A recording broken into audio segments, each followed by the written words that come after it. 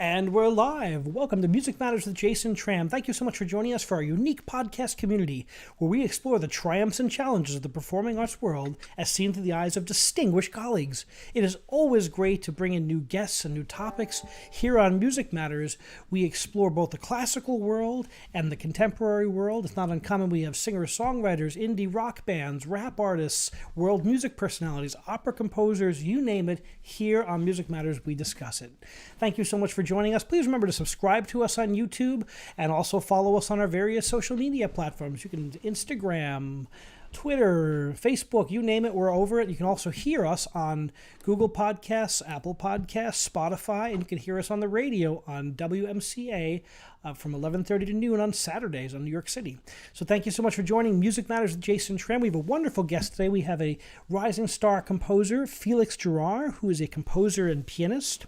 His music has been described as dreamlike by the Boston Globe. He's a New York City-based composer and pianist with strong dramatic instincts. That's Lewis Spratland, 2000 Pulitzer Prize winner in music. And he's written 12 operas and a variety of music for solo voice and for opera. And I'm delighted he can join us today. Welcome, Felix. Thank you so much for having me. So did you always know you wanted to be a composer? Yes. I wanted to make music, and I always do that from an early age.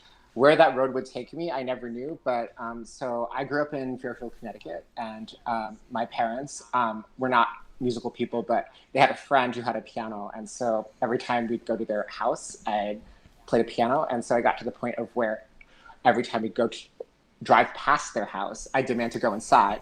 So then they got me a piano, and then I started writing music from there. I was very inspired by ballet. I used to be a ballet dancer, so my first piece was called The Firebird. I wrote it when I was 5. So, yeah. I think there's another Firebird out there too, but a great place to start. I know. I was like, where did I get that title from? That's fantastic. So interesting that you started dancing and then you've translated that into sound. That's usually I don't know a lot of composers who are dancers. That's really interesting. Yeah, like I started like dance lessons and piano lessons at the same time, and I was doing like weekly training, and I would do the Nutcracker. I do like the showcases, and I also did gymnastics, so I was able to like walk on my hands and do all this like crazy things like a circus performer. Like they'd be like, walk on your hands here. I'm like, okay. So that was kind of me as a kid, but I got to the point where it was like I had to choose ballet or music because it's a very intense training. So I was like, I'm gonna do music. So that's.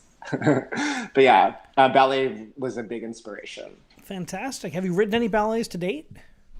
I have not, but a lot of my operas that are immersive incorporate choreography, and I am thinking about, in the future, possibly going into that.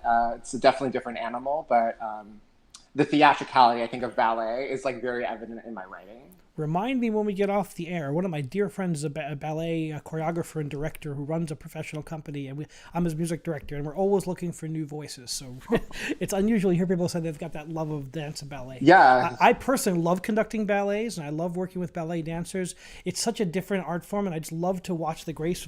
I just love the grace of their bodies, how their body is their instrument. All of a sudden, the music stops, and their feet are bleeding. They're like, ugh.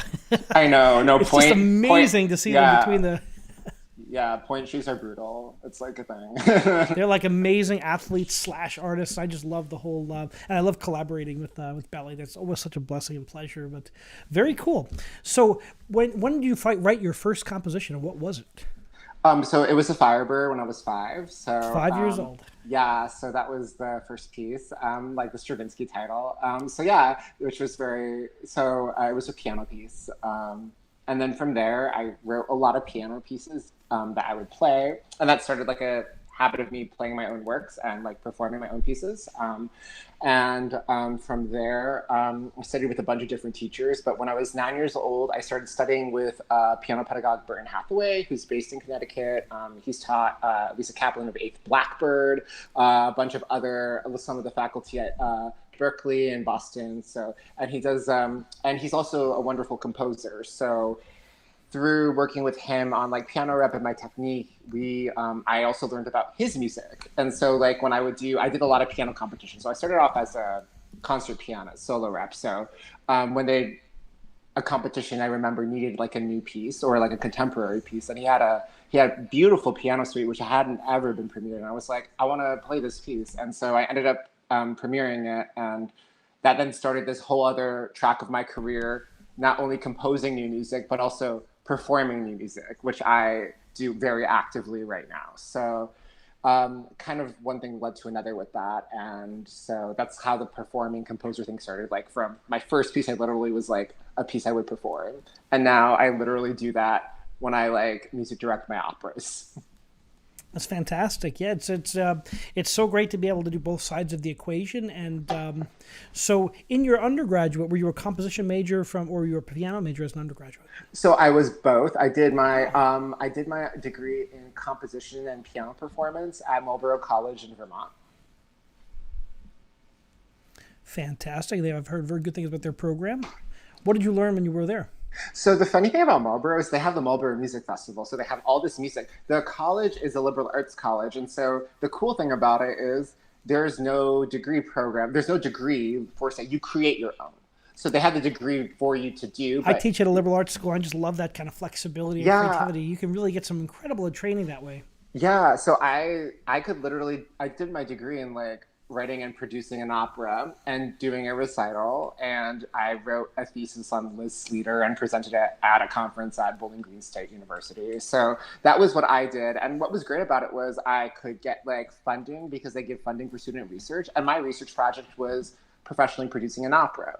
So I got a lot of attention like that, and they ended up hiring a wonderful teacher from Longy, Robert Murfeld, who was my main teacher as an undergrad. I also studied with Louis Baget, who was a student of Sirkin, but I worked primarily with Robbie during the later years of my degree, and that was really awesome. So I got like a lot of one-on-one attention, and I got opportunities to do things that if I was at a normal conservatory, just for my background, I wouldn't have been as easily available to me. So like I was able to produce it at the beautiful theater up at that campus, but then also I took the whole show to the Domena Center off Broadway in New York, and we did a sold-out run there. So it supported like my first professional New York production, and from there I got like my first commission. So that kind of like put me in New York in a way. Fantastic. And you've stayed in New York once you got that taste of the big city. What is it about New York that drew you here? So I'm from an hour away. Like always going to the city was always a thing. So after I finished Marlboro, I applied for grad school, and I wanted to go to Brooklyn College because I wanted to study with the composition faculty there because it's really fantastic who they have. I ended up studying with Tanya Leon, who just won the Pulitzer Prize. Wang Zhi also, and I mainly studied though with Jason Eckert. I studied with him for a year. I did my thesis project, which was my opera Mother Goose. So I ended up moving to New York for grad school, and then I've since stayed in the city because the nice thing about Brooklyn College's program is that it's a part-time credit schedule, so you can still freelance and still get your degree done. So I was able to like start freelancing while I was in school. So what a great combination, being around the big city and being around all the performers that are there, and then and studying at the same time as you're expanding your skill set. It's really incredible. I got to hear some of the Mother Goose music from Allison Gish, who we both know really well. She's my soprano. She's my mezzo-soprano section leader and professional soloist here at Ocean Grove during the summer months, and a really fantastic artist. And she sang one of your works during her recital, and she did Handel and Wagner, and then she did Felix Jarrar. And I'm looking up the dates. I'm like, okay, sounds really modern. So I looked you up right away, and I heard wonderful things, and it's just great to meet new colleagues like this. Well, thank you. Yeah, I love working with Allison. She's also been a huge source of inspiration for me. I first worked with her I met her in 2017 when I was writing my jazz opera Tabula Rasa with librettist B. Goodwin, who's one of my main collaborators. Who's written librettos for many of my operas, and so B introduced me to Allison, and I wrote the role of the wine mom for her. in Tabula Rasa, which is like my personal favorite aria of the score. And it was just so fun because I got to really, she has such a big range, and like I was able to write, high notes, but also like pungent low notes with the clarinet, and it was really cool. And so when I had my thesis project and I had Mother Goose, so Mother Goose I wrote the libretto for, and it's based on an original story of mine, because so I do a lot of creative writing. I also write like poetry and stuff, just like randomly, like that's what I do. Like if you like stole my phone notes, you just see random poems or ideas and shit, and it's like that's what I'm like about. But so I had this that's story. That's a good hobby to have as a composer, to have your own source of lyrics. Oh my, that's really helpful. Yeah, and librettos and stuff. And I studied it in my undergrad, when I did my first opera at the Mena, which was The Fall of the House of Usher. So based on the Edgar Allan Poe story. But back to Mother Goose. So I was like, who do I want for the lead? And I was like, wait, Allison. So I showed her the first draft of the libretto. So the thing with like doing a short story as an opera is, like, an opera, you have to expand time out for things. And so I had like a whole play basically. And so what ended up being the Mother Goose that got premiered is like a third of that. And so I'm now doing like a cycle of Mother Goose operas. So fantastic. So I'm working on the libretto for the second one right now. And so so basically Allison was just really inspired by it. She got really into it, and we were able to do the premiere before the pandemic, thankfully. I graduated June 2019, premiered November 2019. So lucky. You got it right in the wire. Yeah, I mean, we were able to get a video recording into, because it was like just one show, but we were able to just like make it happen, which was like the thing that we all wanted. So, and now we also do, Allison and I do group muses. Like, we did so many social distance salons. I've seen a few of the recordings. Yeah, beautiful. It's really, that's the one thing, one of the silver linings. We did a lot of, creativity. We'll talk about that in the second half of the interview about the COVID innovations. Mm-hmm. But it's so interesting when we talk about libretto. Composers and librettists, boy, it takes a dream team for the operas to be successful, because even great music alone, we know, does not save an opera, because look at some of the Verdi operas that, didn't quite make the mark. They lacked the libretto structure. They lacked the it's really important. I mean, that's always, I think, one of the most challenging, is to form that team between librettist and composer.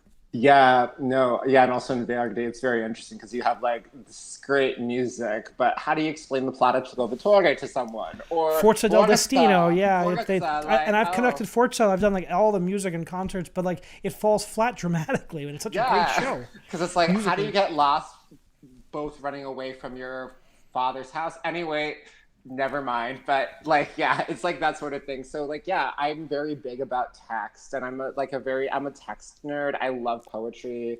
Like I love like verse. I love Shakespeare, Keats, Byron. My favorite thing I saw in Rome was like the Byron house on the Spanish Steps, because they had like John Keats's deathbed room that they put in there. So I just love like poetry and stuff. So when I like do libretto, that's why I love B. Goodwin's librettos, because she just like, I can read her mind when I read her text about what she wants. What was your first collaboration, and how did you know that was something really special? So this is the other thing about undergrad. So she was hired to do The Fall of the House of Usher while I was at Marlboro College, and she directed it. And from there, we collaborated then as lyricist, she as a lyricist and me as a composer, on a song cycle called Songs of the Soul Beams, which went up in 2017 and premiered at BAM in June. So right after my first semester of grad school, I had my first band premiere, which was super fun. And so since then, we've also written the operas Christmas Carol, Tabula Rasa, Hindsight, Patience and Pearl together, and lots of song cycles, just a whole bunch of things. How exciting to be a part of, like, there's so many great singers in the New York tri-state area, right? When you have a singer in mind when you write these pieces, I love that explore that with pieces when I conduct like Verdi and Mozart, and I love to like explore who the singers were, because it dictates what type of voices they sang with. And I love how that changes as the pieces are conceived. Yeah. So one thing I believe in is like, I don't I don't write for like a specific fach. I write for like a specific performer, because all the pieces that we know in the rep that we put under categories, they didn't think about them back then. It was very much like, oh, you'll see mezzo sopranos as sopranos. Look at the Mozart operas, and there was no designation for a baritone. So I'm like, so when I have a role, I like think of a singer and like what they do, because not everyone who like sings a particular fach, especially if you're a composer and you're writing for, oh, I'm gonna write this for this like lyric soprano fach. Not every lyric soprano is gonna love to like stay very high in their voice, or they're not just want to be in the basement all the time, you know. But everything's different, and they also can do different things, and because they can do more than one thing. So the nice thing about writing for a performer is that, like for Allison, like it's not.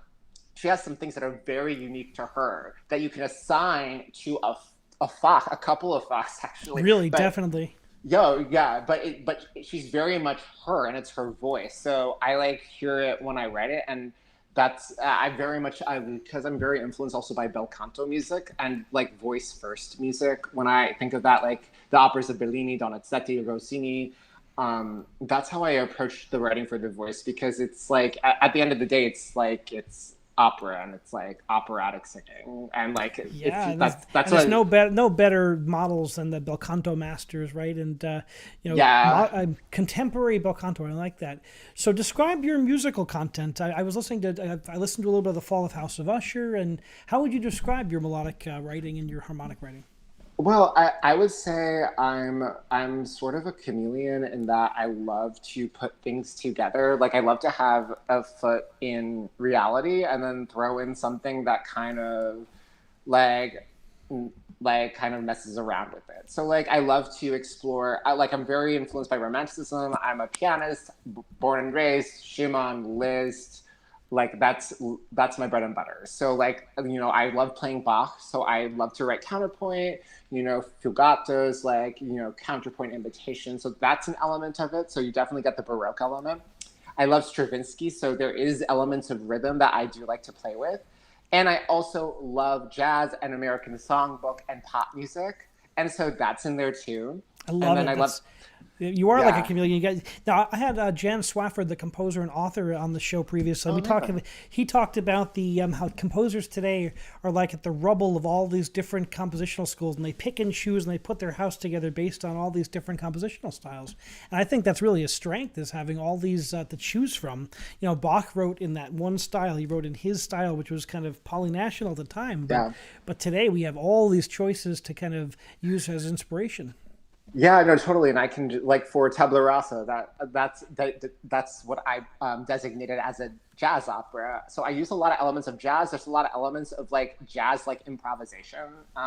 And then like with Mother Goose, like in particular with the Reed song, there's a lot of influence of Baroque, but also a lot of like, so I also use like the Messiaen harmonies of resonance for some of those chords, and also tritone, like harmonies that I superimpose with whole tone scales, and like augmented and diminished octaves, but it's in B flat major. So like I play around with that. So, and then I have some stuff that also is very influenced by Mahler and Strauss, and particularly with songs, just because Songs of a Wayfarer is like one of the most influential pieces on me as a human. Like I just love playing that piece. I love like working on it with singers. I love everything about it. So like that's another thing. So I love the German composers like that. So yeah. Are you a Wagnerite? Are you a big Wagner fan?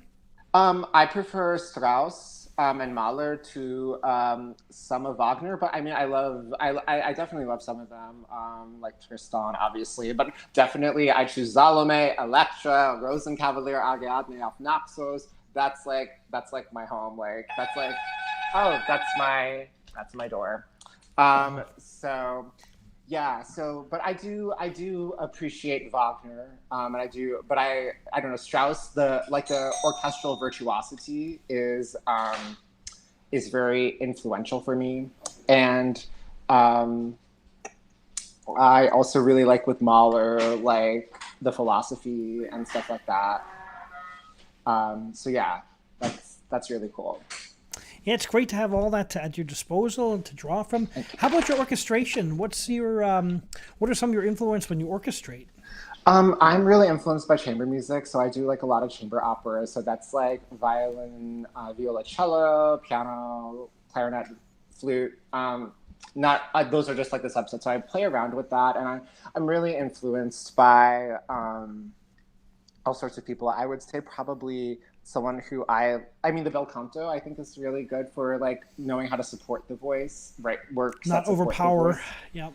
Yeah, especially just, you know, with woodwinds and stuff that are very loud, just and then when you put some brass in there especially. So like also seeing how they do that. Verdi's a really great orchestrator for the voice dramatically, you know, how he uses different things. Very inspired by that, very inspired by like, you know, like the Mahler folk calls, you know, with the winds, you know, like the First Symphony stuff. That stuff really speaks to me. I love the colors. I mean, I love, well, if it's orchestral music, like I love like La Mer and Daphnis and Chloe. I mean, music. Yeah, the operas don't like reference that, but like definitely when I think of like, I love those pieces. And so that's like, what I think of, yeah. Have you written orchestral pieces, straight orchestral, and do you write or do you focus mostly on vocal music? So I wrote a piece when my undergrad. It was a pastiche of Bach where I combined a chorale with the musica ricercata melody, and so the chromatic motive, and I put them on top of each other, and I found a way to do it. So the whole piece is the chorale, two harmonizations, and then the fantasy on that theme. So I have that piece. I sort of more tend to go towards chamber opera for my influences and what speaks to me. But I mean, if ever someone wanted to commission me to write a symphony or something, I would put it out there into the internet. Yeah, let's put it out there into the world. I tend to work on a small scale. Like, just that's where my mind is, and that's what I do to get my work done. And I'm very happy with that. And it's also very based on that. So like Follow the House of Usher. So each string instrument represents one of the three characters. So you have the French, who's the viola, you have Lady Madeline, who's the violin, and then you have Roderick, who's represented by the cello. And the cello does all these crazy things like these pizzicati and these glissandi, and is doing snap pizzis to kind of show his mental state. And then the piano represents the house. So I kind of like work on that level mostly, and that's where it is. But, you know, if someone said, here's an orchestra, go play, you know, I would. One day, I'm sure. But, you know, as where we are as a society and coming out of COVID, budgets are not going to be huge. That's the thing. So, like, that's why my works get done, because, you know, you only need, like, an ensemble, like, at the most, a piano without percussion and several singers, and you can do an opera of mine. Mother Goose, I'm all about taking opera out of opera houses and literally anywhere. And so Allison, besides like creating the lead role, she designed the set, like the collages that are behind. So all the switches. So literally any place that there's a PowerPoint thing that we can just project onto a screen, we can do this opera, because I can just bring a keyboard. So that's the kind of thing that I also like about that. So it's just like portability, you know. I just released with Thomas Blakely, my 10th opera, Washington Square, Act 1 from it on Apple Podcasts. And so that's for violin, piano, and 4 singers, and it's a full-length show. So like but those are the kinds of things that are going to get done post-COVID, when we all can't have grand opera choruses, orchestras, people spitting on each other, you know, because I forgot, like, because I've been working in person recently, I forgot like how many people used to spit on me when I played. For them. Oh yeah, it's like as a vocal coach and a pianist for opera, you're going to be spit on. That's going to happen. Yeah, no, I just like, because I've been coaching so much, I'm like, oh my god, like, wow, I forgot, because I didn't used to think about it, because it was, but now like I'm like, oh my gosh, like, wait, did they just do that? And I'm like, yeah, they did. And congratulations, you are a new addition to the Manus vocal coaching faculty. Congratulations. Thank you so much. Now, you just started that position. What was it like to enter such a prestigious position? Well, I was really honored that they asked. I literally got asked, I think, a week and a half ago.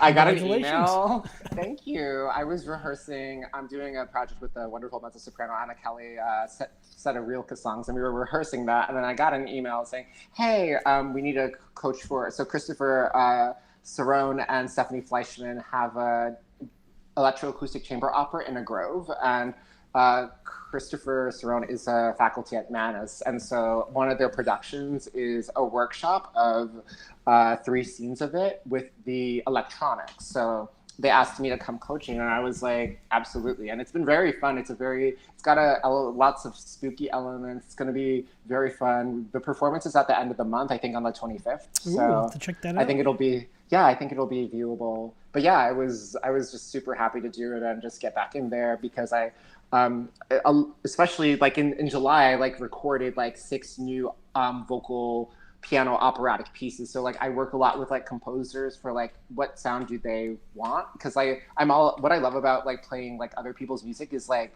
their sound. What's their sound? Like the color. They're kind of the chiaroscuro of it for singers who are trying to understand if they're watching this. So it's like very interesting to just know their influences, how they treat their markings, like, you know, articulations, you know, like how they spell things harmonically, resolutions, rhythm.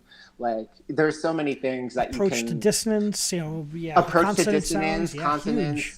Yeah, and just also there's a very specific vocal style. It's almost like neo-baroque, like senza vibrato in the Inner Grove, which we're cultivating. And we've been coaching for 3 days, and we've finally run through the scenes. So I finally got everyone through it, and now we're just going to be really just fine-tuning. And I'm all about like, I'm kind of like a perfectionist in that way. I'm always like looking for what more can I do? Like after every performance, it's like, oh, I can do that next time.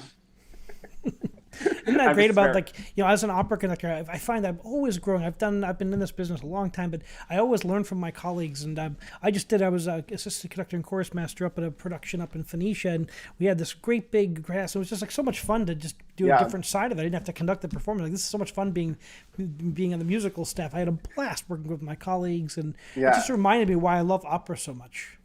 Yeah, no, it's been really reassuring to be like, oh, like, this is what I love. This is what I love doing. And also to be able to like do it safely is like really meaningful, because after 17 months of not being able to, it's like finally.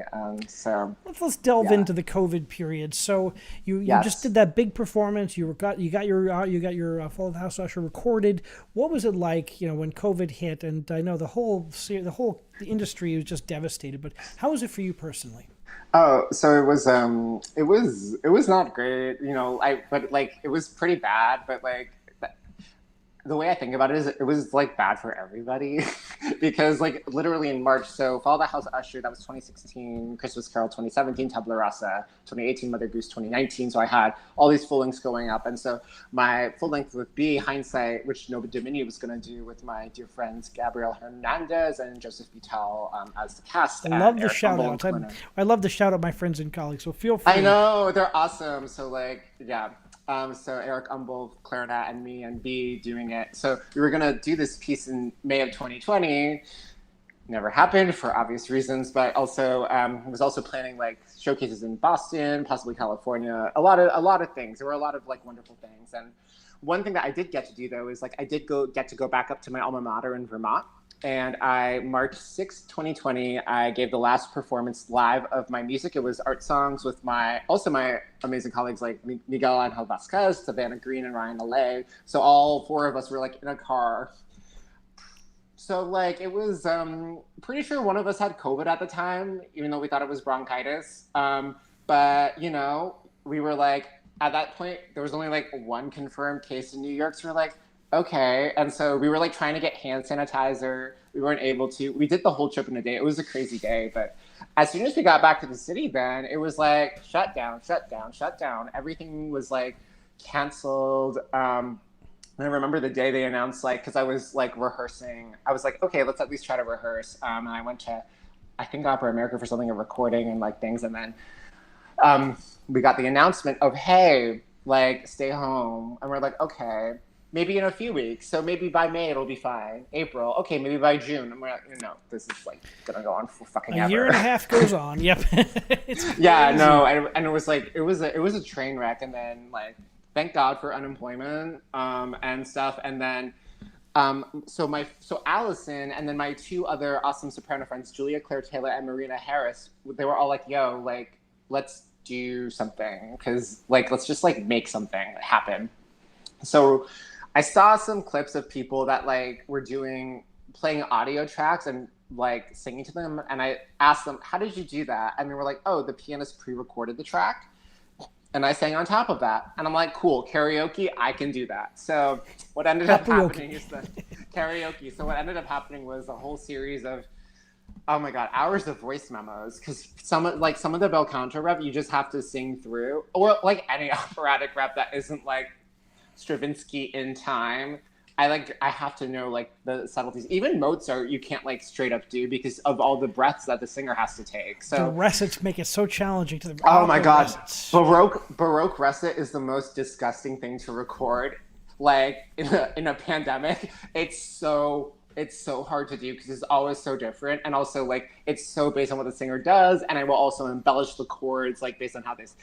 It drives me nuts. So I ended up like saying no to Baroque like recits for like a little bit, and I was So basically designed all these programs. We did 3 of them, and we did like all sorts of stuff. We did like Abscheiler, we did like Pian Jarrar, we did Allison did several of my art songs and operas, and Marina and Julia also premiered works of mine. So, and we ended up doing one of the concerts as a fundraiser for Black Lives Matter during the protests in the wake of George Floyd's murder in Minneapolis. So we did a lot of that. And then I also worked a lot with Opera on Tap in their Emmy and Harry's series. So basically, I just made all these tracks, and that was a thing. And then I had all these different companies reach out to me. Like I worked with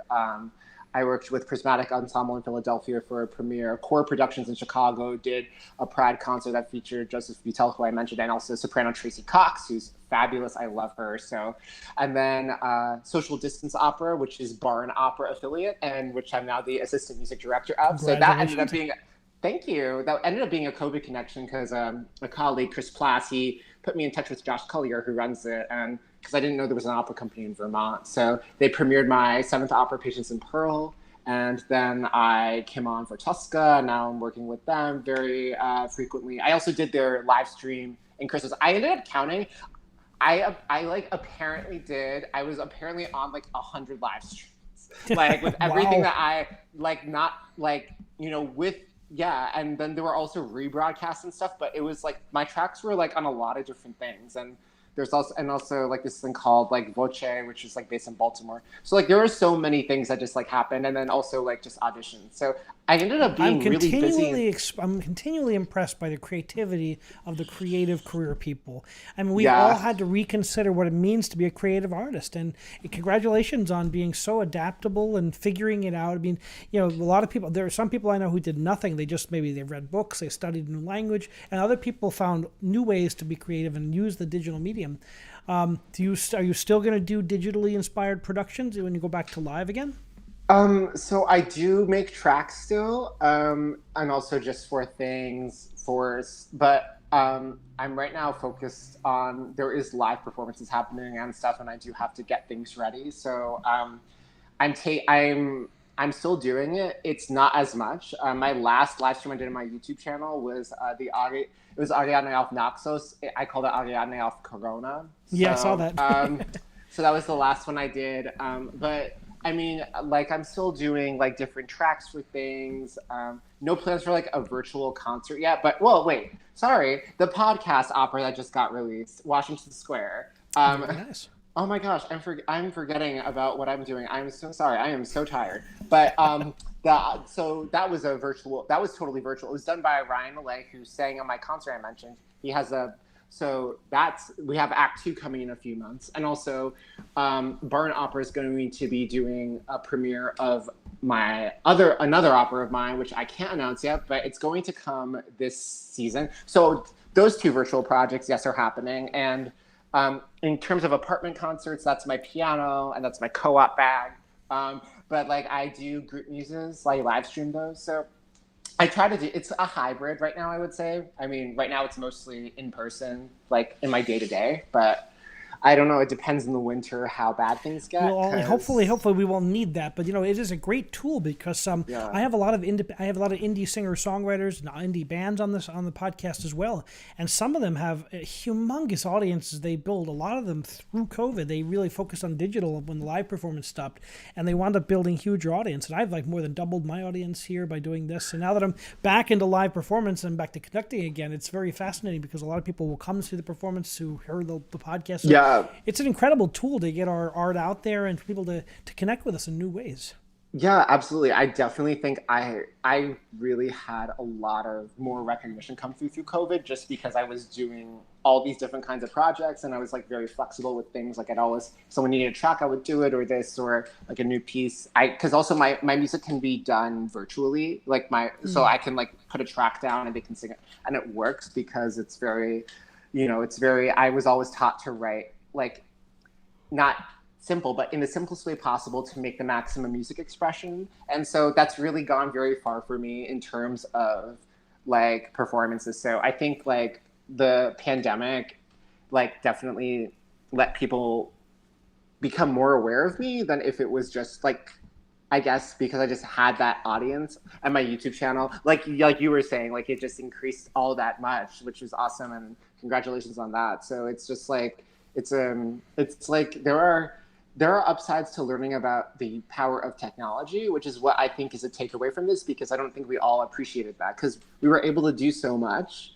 but it's so nice to do it in person now, but we are able to do so much, which is like, there's nothing like I had my university was for almost 2 years was remote. So I missed being in the same room as my choir, my orchestra at the university level. And we had a rehearsal last night. It was so emotional just to get back together and hear them tune a chord with those beautiful voices. I'm like, thank you. Now we did about, between my different choral societies and I did over 100 virtual choir recordings and orchestra with my son and I, but we were so happy to put that chapter behind us. That's amazing. Yeah, no, that's awesome. I felt that way when I was playing the score for Tosca up at Barn, because like it's such an emotional piece. I just love it. You go wild. So like Act 2 was just like a moment, and so because I love performing live because I have things come to me like emotions that if I'm recording, I'm just trying to do it in the way that it's that I know how to record very well, but like performing, I like just there's something about it happening in the moment, which is very special. And so playing that score live was just like I could do so many different things. I was playing a gorgeous Steinway Grand, so I was just able to just, let the piano roar, just like, have cushion things, like, really support the singers, in a way that my little Yamaha can't, even though it does a lot, and I get it tuned 4 times a year and have the action rebuilt. But like, it's nice because like I like for my work I play grands, like that's what I love to play, and I wasn't able to play a grand I think for like 14 months. Like the first time I did was like in April. And it was just like, so I was like, oh my God, thank God. The symphonic sound comes out of that. Like, oh. Yeah, just like the resonance, because like, it's just such a different experience. Like I love my Yamaha and it does everything, but like, it's just like, it's a concert, it's music. It's the sympathetic vibrations of the sounds and the acoustics, which is like, it's just so different. And just in the live, there's nothing like live opera. Oh, agreed. Hearing the decibels of the singers and the live voices and the power of some of the instruments and the decibels and that's really what opera's all about, is the unamplified sound and feeling that in your body. And for anyone who's not experienced that, go check it out because opera is so special that way. Yeah, definitely. It's very. What do you have to say to people who, may not have ever been to an opera before? Because we have people from multiple genres listen to the show, and they just get to know the people, and they just like sit in there.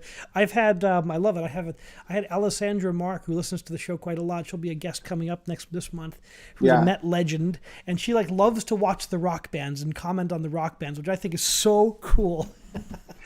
Well, So, that's cool because I also like I mostly listen to pop and like alternative rock. ah, So like yeah, so that's like also a huge influence on I on have a my question from writing. the audience. So you have Allison. Now this is Allison from Queens, who asks, "What's on what would be on your iPad if we were walking down the street listening to some tunes? What do you listen to?" Oh my God, it's going to be right now it's going to be definitely some Britney Spears, Billie Eilish's new album, which is actually really beautiful. It's actually really creative. Halsey's new album is has a lot of alternative rock influence, which is super cool, and I really dig it. And the Chromatica remix album that Lady Gaga just put out, Donna Chromatica, with some really cool electronic artists. It's really innovative and it's super cool. And I listen to a lot of that kind of music and like pop, like straight up pop is like So what do you love about pop? I'm a big rock guy, but I also really appreciate good pop singers as well. What is it about pop that inspires you?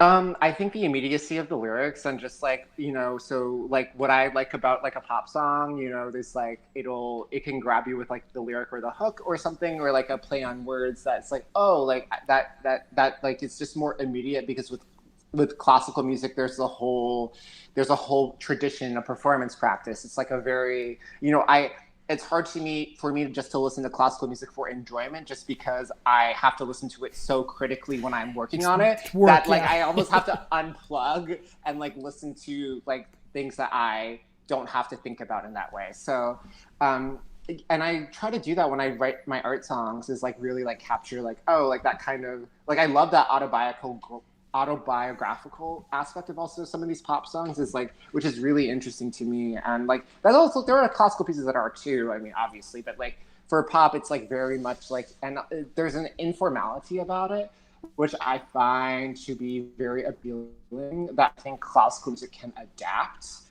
so Yeah, I just to think make I it like think just more great classical accessible. music can learn a thing or two by going to some rock concerts and pop concerts and the energy that those require. Yeah, I think the really great classical people channel that energy, they just bring it a different way. But it's great to like yeah, I've no, seen some rock concerts that literally the performers blow your mind. They're such good performers and they just understand channeling energy, which is really what all performing is. yeah, I went to this Harlem Renaissance Jazz Lounge a few weeks ago with a friend called Minton's, and there was an incredible drummer, and it was they were all doing like 16 bar solos, 32 bar solos, and it was just so wonderful because he did like this decrescendo and crescendo and was playing with so many different timbres, and I just found that like so cool. So like you just also I learn a lot from like other different kinds of music, you know, because there is like structure and form of that too. So like I don't believe in the superiority of classical music, even though I dedicate my life to it. It's like one of many amazing things. And my music, I always draw from that, so, you know, because I always some of my issues have been with some people's like, oh, is it too musical theater or it's too classical? And I'm just like right on the edge. And so I just like embrace that because that's just like it's just unique and it's part of our musical tradition, you know. So And there's always been a pop music tradition. Mozart and Beethoven, there was popular music around them too, and they were surrounded yeah. by it, and they quote it regularly in their music. Mm-hmm. So it's not like this is something new. It's just now that pop music is so mass produced and it's so omnipresent, and we have to do a real good job of bringing audiences back to classical and bringing people the interest back, I think. Yeah, yeah. And like for people who haven't seen opera, like I think like, you know, just going to see like a Mozart show or something is like a good introduction or even a concert. Just, you know, I mean, La Boheme, I mean, it's always done, but it's a really good first For show. a good reason. It's one of the It's most beautiful melodies, and a good production will make you cry every time. Yeah, it's really great. Tosca's also super fun. I think you just like need to like I was introduced to opera via The Marriage of Figaro, so which is I think a great first opera. So like I think if you like get into it that way, you know, it's not going to be for everyone, but I definitely feel like there's a lot of like very human emotions that are can be expressed in opera. That being said, the rep also has a lot of fucked up tropes, which definitely need to be changed because, you know, Mozart operas are amazing. They're hugely misogynistic and at like magically racist. So, but they're great works, yes. But so I think like moving forward with composers, what we do now is like, okay, let's bring narratives that don't have that. Let's bring narratives that are more forward thinking for like for our time, right? Yeah. Art reflects the time it was written, certainly, and now we have new conversations. So I think it makes sense to bring new ideas and new concepts and new production concepts because it's hard to apply today's morality to yesterday's art, but I think today's art must reflect our conversations. Yeah, and one thing I'm very passionate as a composer is putting queer narratives into my music. Like Mother Goose is a drag opera, and it celebrates identity.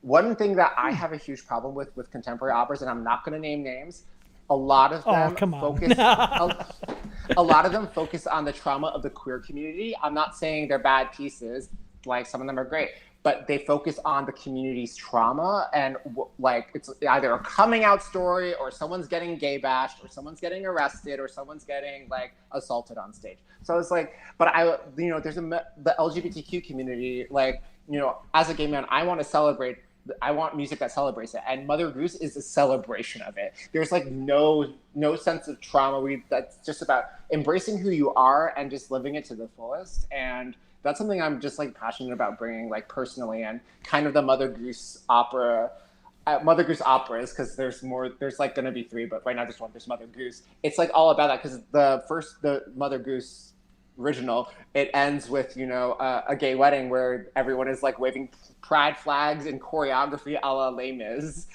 which be designed. So I think the art form needs that. I think the community needs that.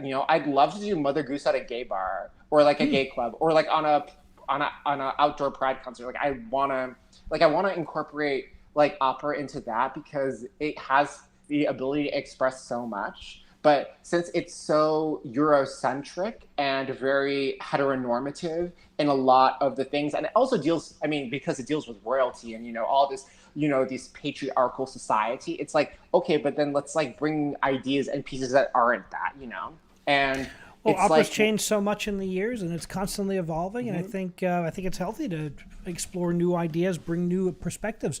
I love that there's so many different new composers coming to the table and bringing forth works like yourself. And everyone brings what they bring uniquely to the table. I think it's great to see. Yeah, no, I'm always also inspired by what my colleagues are doing, and it's just really great to also now to go to concerts and just see things and performances, and I'm excited. Like I want to when I don't know when I'm gonna have like time to go see a live opera this fall, but I'd love to. Tough when you're busy, right? When you're running around in the middle of a million projects. I just want to like go on Netflix when I get home. But like I want to go see a live show. That would be like really awesome because it's been so long since I've seen like a live opera like that I haven't played. So I just have to think of what is that, because I've gone to a couple of a couple of like bar concerts and stuff, but that's more like not classical. So like, but it's exciting that opera's coming back. Kind of. It is exciting. It is exciting to see the Met open back up and see my colleagues working on Broadway. We've had lots of guests from both, and I just love to see the creative energy returning to New York. I was in New York today, and there were like 20. I went to Au Bon Pain for a meeting, and there was like 4 of my colleagues were having meetings in the same place because we're all planning productions and we're getting the wheels rolling. Amazing. It's exciting to see. Yeah, no, it's very exciting. I'm excited the Mets opening. Like, I love Boris Godunov, so like I want to go see that. So I'm like, okay, I gotta like make sure I go see that. Like that's the one I'm trying to go see like this fall season because I love his mat scene. Like it's with the tritones. And the coronation scene obviously is like spectacular. But it's just like I love Russian music. What's something you learned about yourself in this challenging COVID period? What's something you learned that you take away about yourself that you taken away from this period?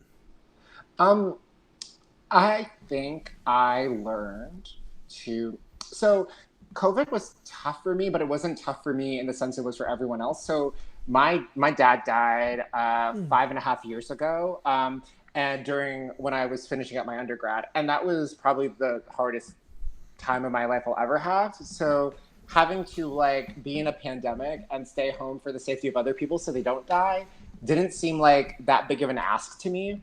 So I guess what I learned the most is that I can be very, it's kind of the same things I learned when I was like grieving my father's death, because I was literally, I flew out to give the conference at Bowling Green State University 5 days after he died, and I had to like present it, and like, I was the only undergrad presenting at like a graduate student conference with like PhD students, so I had to like know my shit.